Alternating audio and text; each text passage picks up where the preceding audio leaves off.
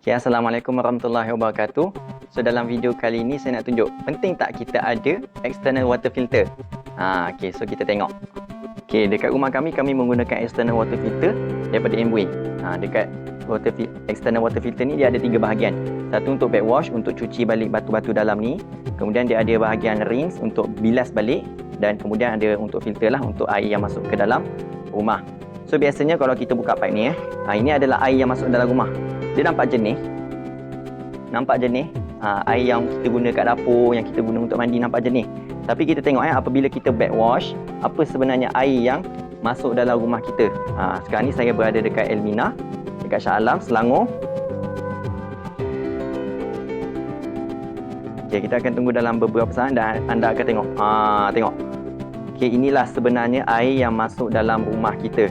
Betapa hitamnya, kan, penuh dengan, sebab kita pun sendiri tahu bahawa air yang masuk dalam loji air negara kita adalah daripada sungai-sungai, dan sungai-sungai kita ni bukannya bersih, semua tercemar, kan. Kemudian melalui ladang yang guna baja kimia, serangga, racun serangga.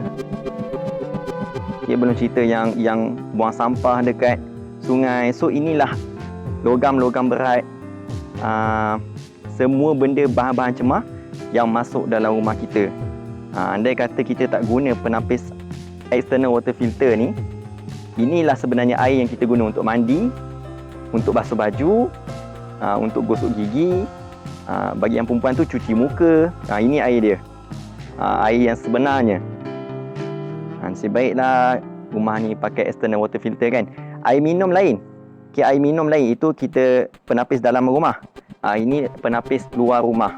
Okay, yang kita guna dalam harian kita.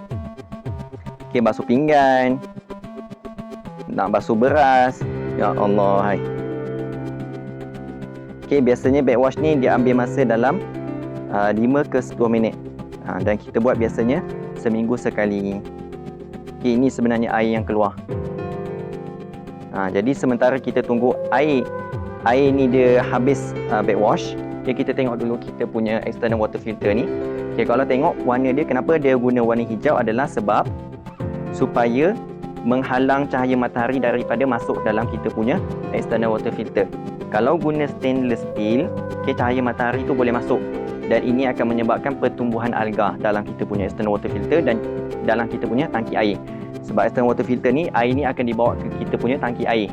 So andai kata dia daripada stainless steel, nanti ada alga lah yang akan hidup dalam kita punya tangki air. So tak gunalah kita ada external water filter, sebab tangki air kita tetap tercemar.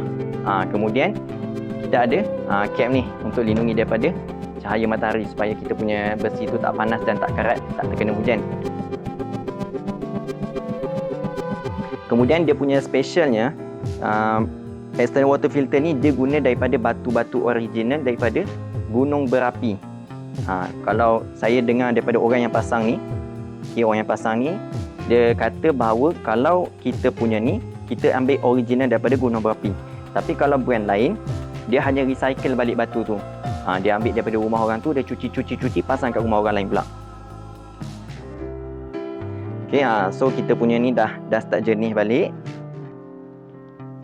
Dia ambil masa dalam 5 ke 10 minit.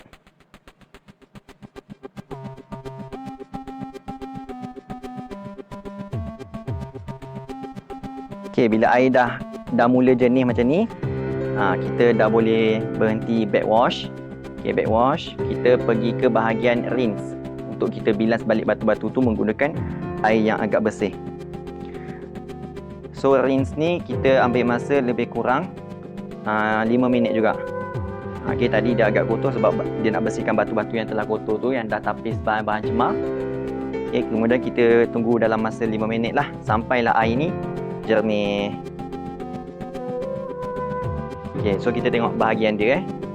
Ni backwash, kita pusing backwash. Kemudian kita boleh buka pipe ni supaya air ni yang masuk tadi tu, dia akan keluar air yang kotor untuk kita bersihkan bahan-bahan cemar yang ada dalam kita punya external water filter.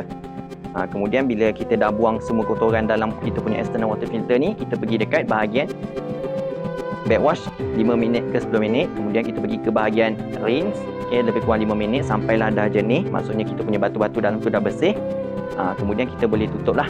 Kita tutup ni, kita pergi ke bahagian filter. Dekat bahagian ketiga ni filter, maksudnya air yang masuk dekat rumah kita tu telah difilter, telah ditapis oleh batu-batu tadi tu. Kalau tengok air dah start jernih.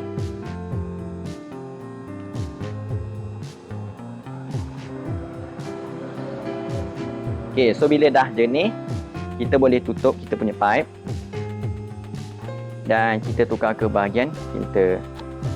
So air yang masuk dalam rumah kita dah bersih daripada bahan-bahan logam berat. Okay, klorin dia tak tapis sebab tangki air kita perlukan klorin. Kalau external water filter tu dia tapis klorin, jangan belilah, bahaya. Sebab nanti dekat kita punya tangki air rumah, jangan terkejut kalau nampak bangkai burung, bangkai tikus dan sebagainya, dan bakteria, virus dan sebagainya lah.